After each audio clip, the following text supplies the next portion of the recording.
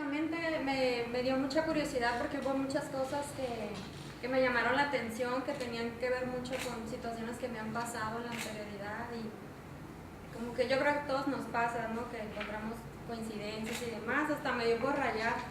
No sé, tengo esa mala costumbre de rayar los textos, no sé si a ustedes les pasa. Bueno, algunos escritores lo hacen, algunos no les parece de buen gusto, pero en fin. Y bueno, justamente en eso quise ahondar en personajes, en historias que se acuerdan de situaciones del pasado, que hacen remembranzas de anécdotas y los traen a la memoria. Pues es lo que pasa mucho en la literatura, ¿no? Ese juego de tiempo y espacio. Y pues yo lo quise retomar para conversar un poco sobre los textos, ¿no? Sobre las historias. Y justamente un cuento que me gustó, que tiene más o menos sobre eso de la memoria, que viene siendo el de Mónica Lavín, que se llama El olor de la gobernadora. En ese texto es una pareja que se encuentra hace tiempo que no se ve y bueno, pues sucede lo que pues se ven, platican, añoranzas, etcétera, etcétera. Y bueno, para bien o para mal, recuerdan cosas que pudieron haber sido y no fueron. Quizás fue algo pues, triste para ellos. Yo lo sentí más para el personaje femenino. Siento que a ella le caló más y ese encuentro para ella fue, yo creo que un poco más doloroso, ¿no? Y bueno, quiero relatarles un parrafito donde justamente hacen remembranza de esos aconteceres. Y dice así, dice, acto seguido empezaban a soñar los correos. Alguna vez fueron cartas, insinuaban las fantasías postergadas, leer un libro y comentarlo, desayunar en una terraza, beber un estupendo vino con la cena, caminar, marcar en el mapa qué lugar querían conocer o revisitar, tener una casa de campo donde reunir a los hijos de cada cual. Después habían añadido a los novios, esposos o hijos. Y otro también que se me hace así donde está la añoranza es el siguiente.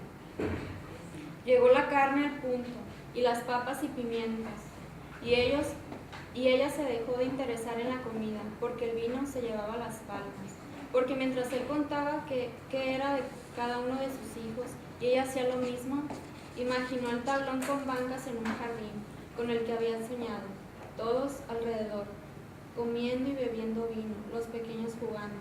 Era verano en un lugar indefinido, un poco en el sur de España o de Italia, un poco México. Un espacio en la cabeza, en la escenografía que fabricaban juntos. Pero ¿cuánto tiempo había pasado?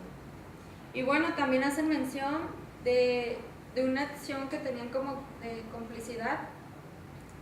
Y dicen, no olvidaré el olor de la gobernadora, que era algo que compartían y justamente tiene el título de este cuento.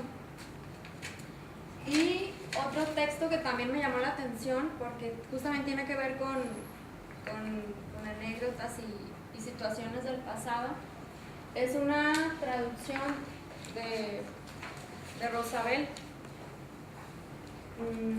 El cuento se llama Belize y el escritor es Philip Levin. Y bueno, tiene que ver con un acontecimiento pues un tanto erótico y pues a mí se me hizo muy lindo y se los voy a compartir. Dice, nos desnudamos la primera noche tibia de primavera y corrimos a zambullirnos en el río Detroit, a bautizarnos en esa salmuera de autopartes, peces muertos, bicicletas robadas y nieve derretida. Recuerdo que me sumergí, tomado de la mano de una colegiala polaca, a la que nunca antes había visto. Recuerdo los gritos y cómo el frío nos cortó al mismo tiempo el aliento. Recuerdo que ascendimos entre capas de tiniebla, hacia la atmósfera sin luna, que era este mundo. La muchacha cerró la superficie después de que yo y nadó hacia la orilla, en las aguas sin estrellas, hacia las luces de la avenida Jefferson y las refulgentes chimeneas de la antigua fábrica de estufas.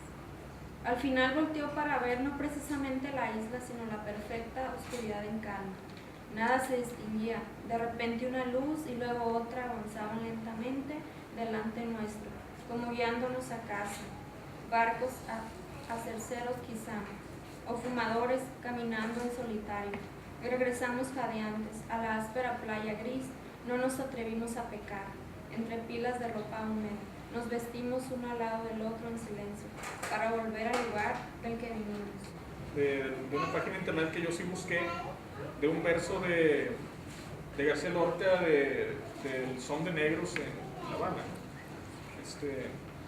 que dice el verso, iré a Santiago con la rubia cabeza de Fonseca. Y yo sí lo había leído y de hecho me parecía bastante raro, ¿no? ¿Qué diablos es eso? Entonces si uno sigue la liga que pone ahí Rafa Toriz, el texto de Rubén Fonseca, que a Rubén Fonseca le interesa porque él se llama Fonseca, ¿no? Y también el verso le parece enigmático. Y bueno, en una de esas que va a Cuba se le es revelado el sentido del verso. Yo no se los voy a contar para que ustedes lo escuchen.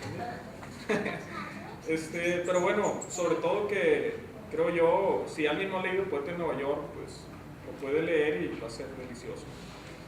Lo mismo con Deleuze, que es un filósofo que ha sido de los filósofos más importantes del siglo XX, etcétera, ¿no? Una figura trágica. Y bueno, el texto de Ramón Castillo va en el mismo tenor, ¿no? Como una invitación a profundizar en él. Y así varios, ¿no? El texto de Víctor Luna, que habla de Norman McCarthy, que es uno de los narradores actuales más importantes. Un narrador, bueno, yo leí No es país para viejos, que hicieron una película que se llama Sin lugar para los débiles, ¿no? Que sale uno de mis actores favoritos, además, Javier Bardem, ¿no? Entonces yo cuando vi la película me gustó mucho, busqué el libro, lo compré, lo leí, el libro me pareció fabuloso. La película evidentemente es muy buena y el libro es distinto, profundiza mucho más, ¿no? Pero es un autor brutal, ¿no? Si no da concesiones al lector, uno cuando lo está leyendo es difícil de pronto mantener la vista ante aquellas imágenes que van saltando. Yo también aconsejo su lectura. Y bueno, Víctor también es un texto que creo yo abona a ese posible interés de alguien que no lo ha leído, ¿no? Que eso es muy bueno.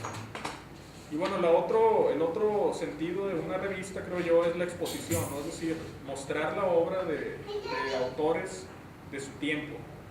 Y creo que también Timonel lo cumple muy bien porque no solo publica autores consagrados, autores con cierto reconocimiento, ¿no? Sino también se arriesga a mostrar la obra de escritores jóvenes, locales, o si no locales, jóvenes de otros lados. Y creo que para ellos es importante mostrar su trabajo y para nosotros también leerlo a veces, porque yo sí me he encontrado con experiencias muy interesantes, ¿no? Por ejemplo, yo tengo 34 años, ¿no? Entonces de pronto digo, pues, ya no escribe nadie, ¿no? Pero está chido saber que sí escribe gente. Nada más que yo no los conozco, es la diferencia, ¿no? Entonces de pronto Timonel ahí me da esa oportunidad, ¿no? Yo que no soy un lector muy pendiente de las novedades, está muy bien, ¿no? En ese sentido la revista, ¿no? Que están publicando los autores más jóvenes que uno, o los autores muy jóvenes. Aquí hay autores de 20 años, quizás menos, no sé si hay alguno de menos de 20 años, pero 21, 22, 23, por ahí. Y bueno, hablando de eso, pues me gustó mucho en particular la obra de Patricia Bojorquez, que es una chica de Los Mochis. Y bueno, ella se dedica a la arquitectura, pero también es poeta, ¿no? Ya lo había leído en una antología que preparó René, de Poetas de Los Mochis, y me gustó, y ahora que la leo otra vez me gusta, ¿no? Creo que es una voz bastante interesante, un tono que yo no conocía, que yo no sé, no logro precisar de dónde viene, ¿no? Que eso ya es, que uno lee y siempre te suena, sobre todo son muy jóvenes, ¿no? A mí me pasaba, pues que yo quería imitar a Octavio Paz, y aunque no quisiera los imitaba, ¿no? Porque la poesía entra a través del oído, ¿no? Entonces, cuando uno está escribiendo al principio, no puede evitar estar permeado de esas voces, ¿no? Y la voz de ella, la verdad me gustaría preguntarle a quién está leyendo, ¿no? ¿A quién lee, ¿no? Que es una voz muy interesante. Quizás ni siquiera lee poesía, quizás se nutre de la pintura, de la música, no sé, esa es la intuición que yo tengo, ¿no? Que esas imágenes provienen de ámbitos distintos a la literatura, quizás de la música, quizás de la pintura, quizás de la misma forma de ver que un arquitecto tiene es distinta, ¿no? Es una preparación distinta. No leyendo el texto de Mónica Lavín, pero ahorita que dice Rocío sobre no olvidaré el olor de la gobernadora, me dio la impresión de que no estaba hablando en sí de una señora que estuviera gobernando algún lugar, sino de una planta, ¿no? Una planta que creo yo que, según entiendo, aquí no se da en Sinaloa, pero sí se da hacia el centro de la República, en una zona que se llama semidesierto. Esta planta tiene varios usos, entre ellos es tan fuerte, tan penetrante la planta esta, que hacen un té con esa planta y con el té lavan los motores de los carros. De ahí que nadie puede olvidar el olor de la gobernadora. Es una planta que creo yo que su clasificación es ruderalis, es decir, es una planta que se multiplica cuando pasan los carros por las carreteras y se llevan las semillas, y así se va multiplicando las orillas de los caminos. Quisiera, bueno, ya dije lo de la gobernadora nada más para hacer una acotación sobre el texto de Deleuze. Ahorita que Rocío hablaba sobre los pensamientos que tendría cuando cae de la ventana, me acuerdo yo que una de las escenas más memorables de la literatura sobre personas que se tiran por la ventana es la de Rayuela, Oliveira. Oliveira se tira por la ventana, y si leemos la novela en la segunda forma, es decir, en la forma salteada, Cortázar sugiere que lo último que pasa por la mente de alguien que está muriendo es una concatenación no temporal de recuerdos, es decir, recuerdos que no están en un orden lineal de tiempo. Por eso Cortázar en Rayuela nos manda circularmente de un capítulo a otro capítulo, como dándonos a entender que esa cabeza, ese cerebro, esa mente está siendo penetrada por distintos recuerdos que tienen que ver con momentos de una intensidad emocional fuerte, ¿no? Es algo que se dice, por ejemplo, en la antroposofía, que cuando la persona muere, los pensamientos quedan y se va solamente la tendencia emocional. Eso me llevó después a volver a Deleuze y recordar que su amigo Foucault dijo que la obra de Deleuze era tan importante que algún día el siglo tendría que ser llamado deleuziano. Deleuze es, como dijo Paul, uno de los filósofos más importantes, si no el más importante, por lo menos de la posmodernidad. Nos enseñó a pensar el pensamiento como un fluido, como una emanación que él mismo aprendió de Spinoza, creo yo.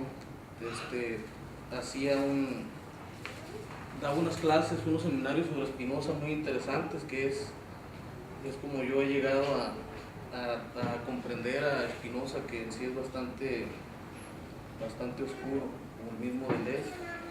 Como ver mis notas, ¿dónde lo dejé?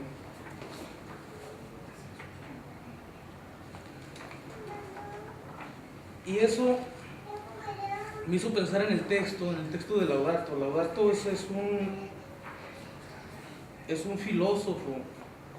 Él se entiende a sí mismo como un lector en el sentido profundo, digamos, de la lectura, como se entendía, dice en el texto que presenta aquí en el Renacimiento. nos hace ver algunas cosas que los que promovemos la lectura como la gran cosa del mundo, como la gran salvación, no tenemos en cuenta. Una de ellas es que la lectura de pronto se convierte en una mera diversión, digamos, ¿no? Diversión en su etimología está hablando de olvidarnos de algo, ¿no? Hacerlo para descansar de otra cosa, nada más, no por un interés real y primario en la misma lectura. Hace una pregunta, bueno, hace una afirmación aquí, nos dice que la deuda más grande que tenemos con el Quijote es no haber entendido que efectivamente leer demasiado por simple diversión puede llegar también a embrutecer o a enloquecer. Y es verdad, siempre hemos dicho, oh, el Quijote se volvió loco porque leía demasiado, pero lo decimos como si nada, pues. Lo tenemos tan cerca el Quijote, estamos tan cerca de él que no podemos verlo con claridad. Esperemos que siga colaborando Laudato con Timonel, es un filósofo de verdad muy interesante.